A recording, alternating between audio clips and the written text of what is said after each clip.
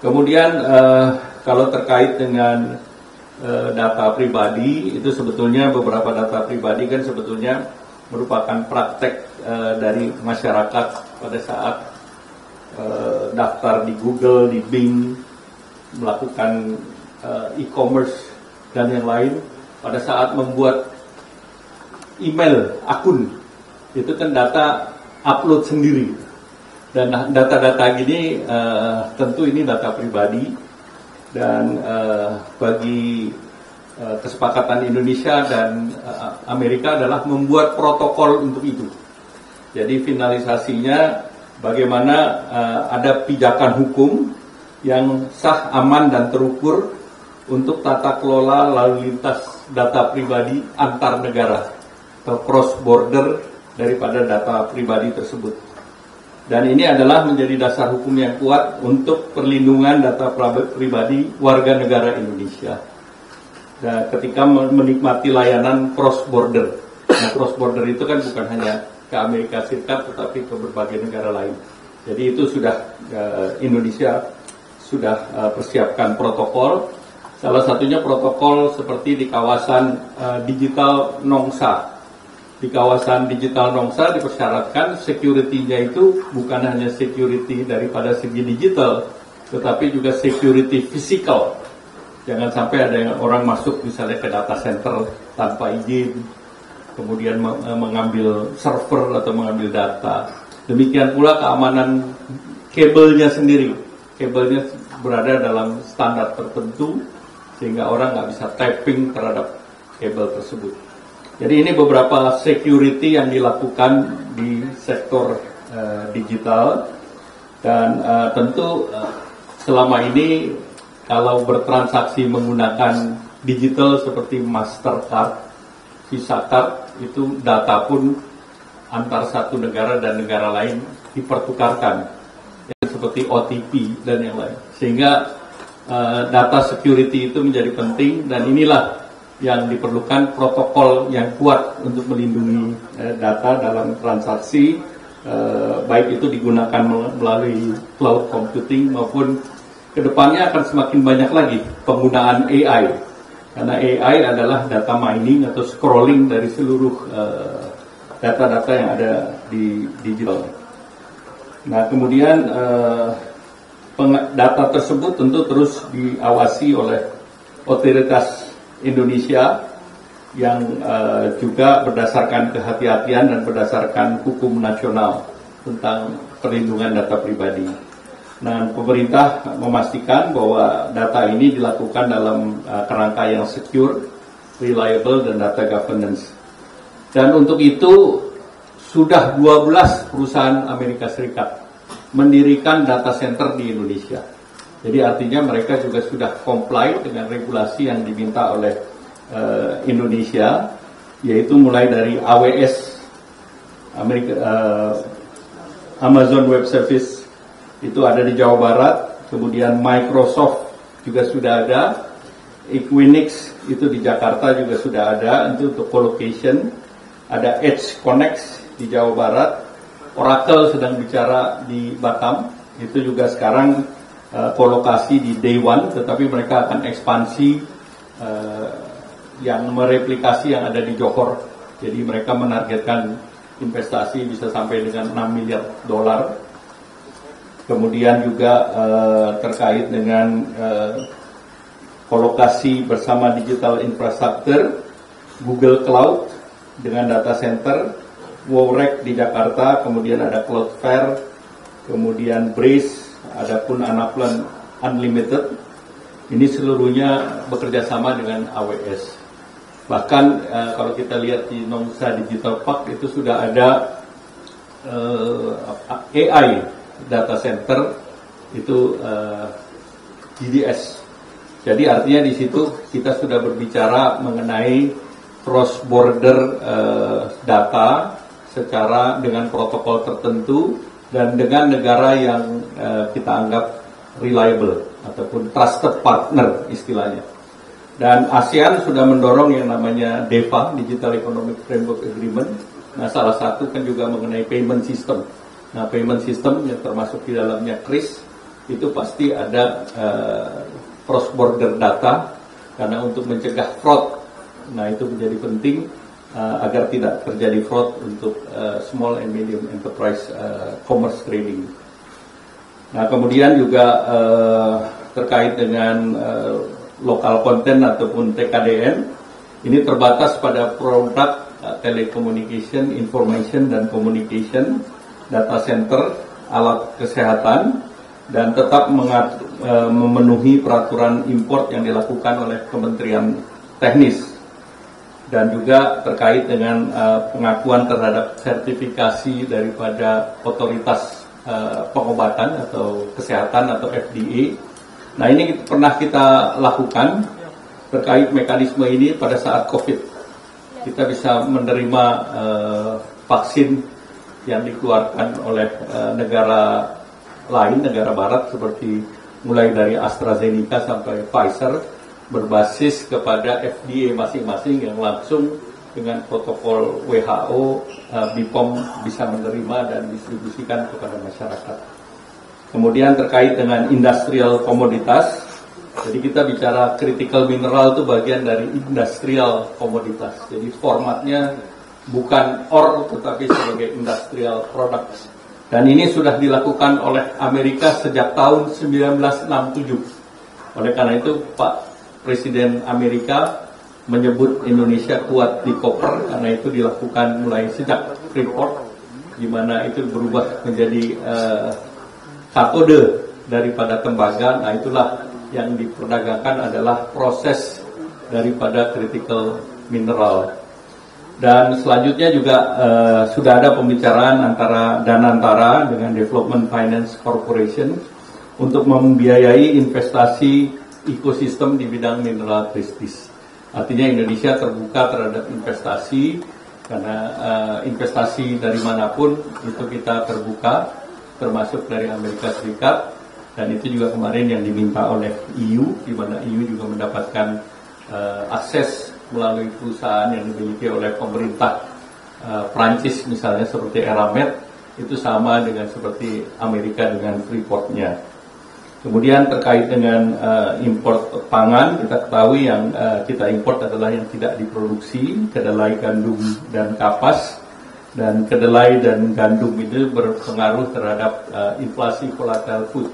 Sehingga dengan wheat yang stabil, kita melihat salah satu dari roti maupun noodles atau bakmi, itu menjadi salah satu komoditas pangan yang selama ini berkontribusi juga membuat volatile food kita stabil.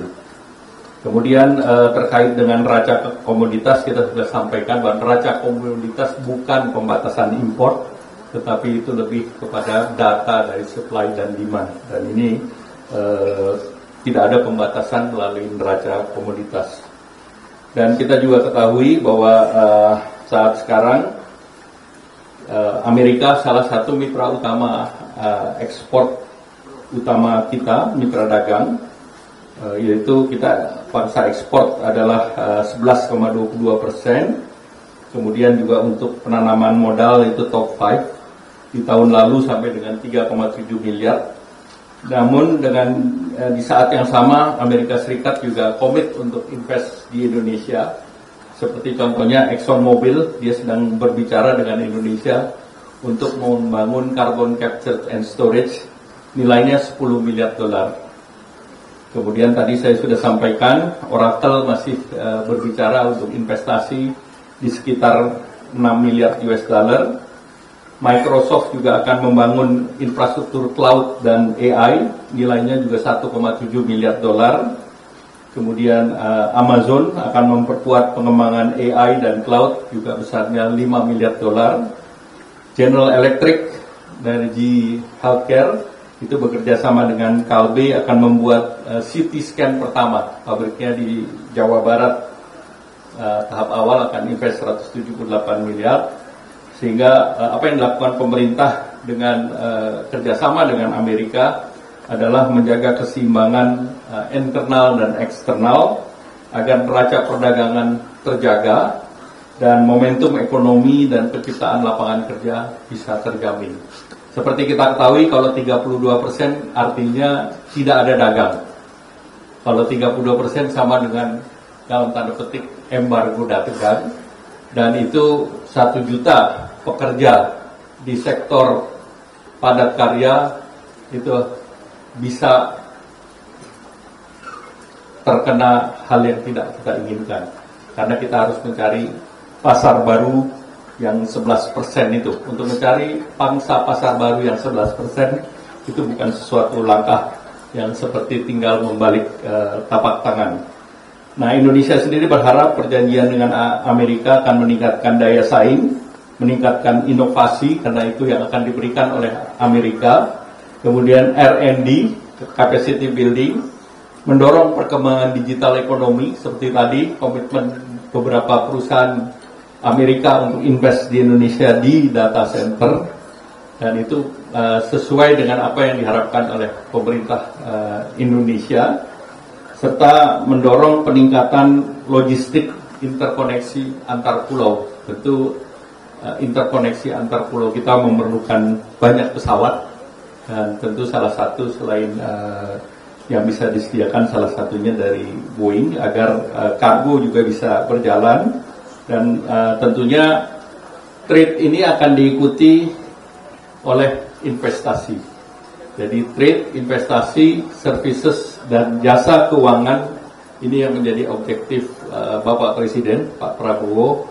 Mengapa beliau memutuskan dengan Presiden Trump menjadi salah satu yang terendah bagi negara yang Amerikanya defisit. Kalau negara Amerikanya tidak defisit, itu negara yang sudah kena FTA, sudah punya perjanjian, seperti Singapura dan Australia yang diberikan 10, kemudian belum bergerak sampai dengan saat ini. Demikian, sudah cukup jelas? Silakan. Bisa diproduksi di AS yang kemungkinan bisa dapat 0 atau mendekati 0 atau di bawah 19%. Itu boleh spesifik dengan adanya joint statement tarif 19% reciprocal itu sudah efektif per di Indonesia gitu Pak. Terakhir Pak, kalau boleh di joint statement itu juga ada mengenai memperkuat. Yang kedua tarif lebih rendah daripada 19 bahkan 0. Nah, itu apakah artinya masih akan ada negosiasi sampai semacam penandatanganan resmi antar dua negara Indonesia dan Amerika? Apakah bentuknya seperti perpresiden? Beberapa komoditas yang dijanjikan tarifnya lebih rendah dari 19% itu adalah seperti kelapa sawit, kopi, kakao, produk agro, dan produk mineral lainnya, termasuk yang sedang kita minta untuk di kawasan free trade zone. Beberapa di free trade zone itu memproduksi komponen untuk healthcare dan yang lain, yang di negara lain diberikan 0. Jadi kita minta kesetaraan komponen untuk industri tertentu yang bisa diberikan tarif lebih kompetitif agar bisa mensuplai kebutuhan komponen di Amerika Serikat. Kemudian kalau kita bicara mengenai rules of origin, tentunya mereka seperti untuk Vietnam itu ada masalah transshipment. Nah, kita sudah mengatakan kita tidak ada transshipment, maka kita perlu menyepakati third party vendor itu sampai di mana, berapa luas. Nah, ini masih dalam pembicaraan. Kemudian terkait dengan national security, itu terkait dengan strategic trade management. Kita tahu ada komponen bahan baku yang bisa digunakan sebagai bahan peledak. Nah, itu yang strategic trade management itu penting, ada keterbukaan antara dua pihak sehingga bisa memonitor import dan ekspor, dual function daripada komoditas yang nilainya strategik.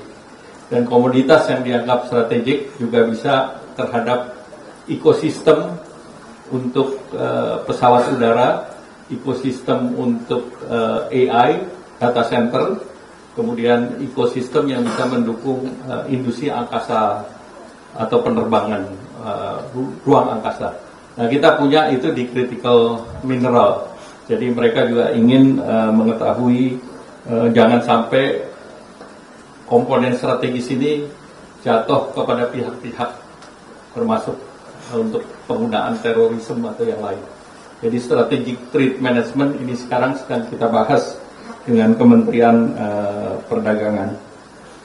Kemudian terkait dengan moratorium transmission elektronik itu sudah dibicarakan dengan beberapa negara termasuk dengan EU dan terakhir juga ada ministerial meeting di dalam rangka OECD di mana Indonesia kan sedang masuk juga dalam OECD di mana dalam dialog informal hampir seluruh menteri yang hadir dalam OECD itu akan membicarakan mengenai reform WTO termasuk mengenai dispute settlement dan juga pembahasan tentang penundaan atau moratorium transmisi ekonomi.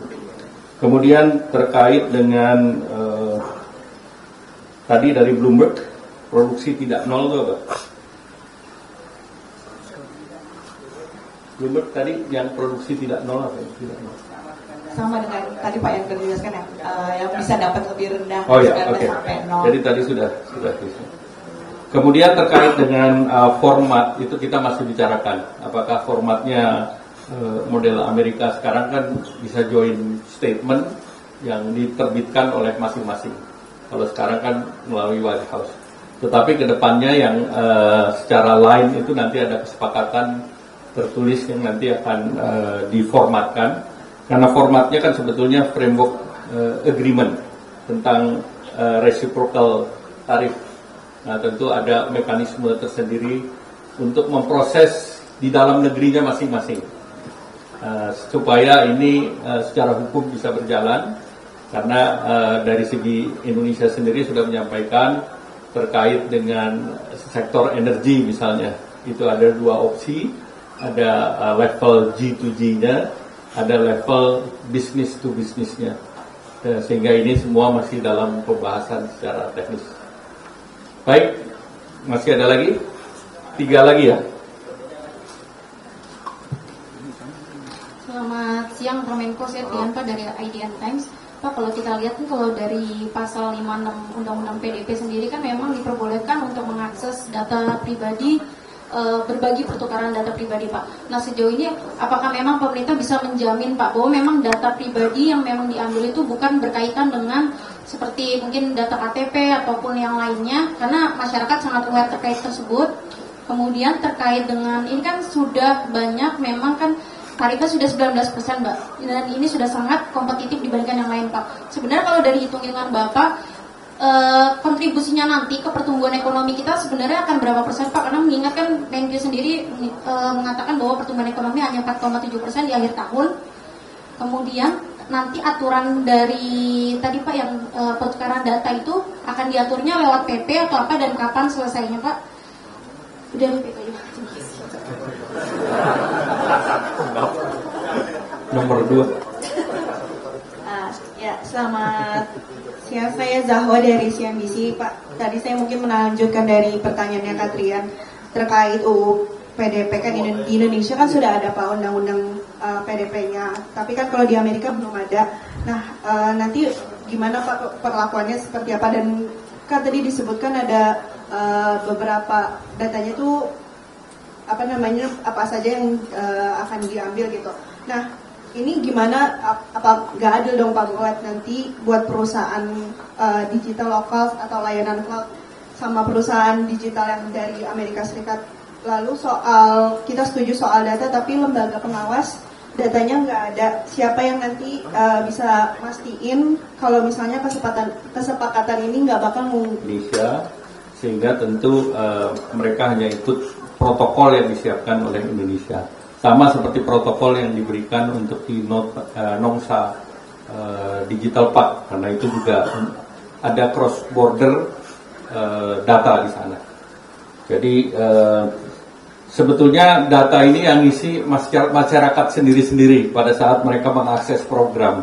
Tidak ada pemerintah mempertukarkan data secara government to government, tapi adalah bagaimana perusahaan-perusahaan tersebut bisa memperoleh data yang memperoleh konsen dari masing-masing pribadi. Dan semua kan masing-masing pribadi pada saat download news atau mau subscribe media. Kadang-kadang kita ditanya email, kalau enggak beritanya nggak ditampilkan.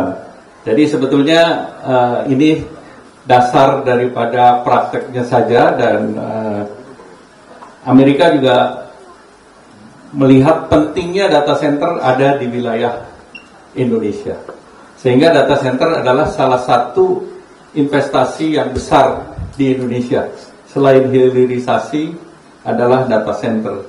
Jadi sebetulnya semua sudah diregulasi, hanya mereka minta kejelasan saja protokolnya seperti apa, dan protokol itu sudah kita buat di Nongsa Digital Park misalnya, dan itu bisa menjadi contoh. Kemudian lainnya saya rasa nanyanya itu terkait dengan TKDN, ya tentu yang selama ini kan kalau kita server itu modelnya ditukar-tukar. Nah itu tentu dimudahkan karena bisnis model server itu berbeda dengan yang lain. Kemudian kalau kita bicara infrastruktur 5G misalnya, tentu itu juga ada teknologi-teknologi tertentu yang terbuka, karena yang kita buka kan sektor tersebut.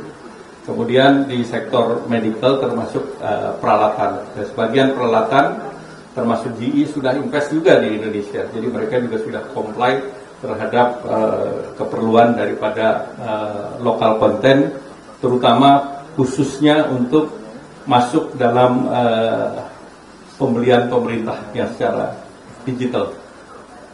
Baik, cukup ya. Terima kasih. Pertumbuhan ekonomi kita tetap optimis. Jadi kita berharapkan pertumbuhan sesuai dengan perencanaan di angka 5,2. Beberapa hal sudah dipersiapkan dan Bapak Presiden sudah mengarahkan bagaimana kita bisa mengungkit pertumbuhan di kuartal ketiga dan di kuartal keempat. Nah tentu dari lintas kementerian kita sedang mempersiapkan beberapa hal, kita sedang meninjau paket yang selama ini diluncurkan, bagaimana implementasinya bisa dimaksimalkan di kuartal kedua. Misalnya pembangunan FLPP misalnya 350.000 rumah plus KUR untuk perumahan yang 450.000 itu kan akan mengungkit bidang konstruksi. Kemudian kita akan mempersiapkan bagaimana nanti menjelang Nataru betul-betul turisme atau sektor pariwisata bisa digenjot. Dan kemarin arahan Bapak Presiden untuk mendorong turisme, dibuka pelabuhan-pelabuhan internasional, pelabuhan-pelabuhan tempat destinasi turis agar bisa mengakses regional ataupun international flight. Nah ini juga sejalan dengan kita mau menarik investasi dari berbagai negara yang mereka ingin langsung datang ke tempatnya. Baik, terima kasih. Wassalamualaikum warahmatullahi wabarakatuh.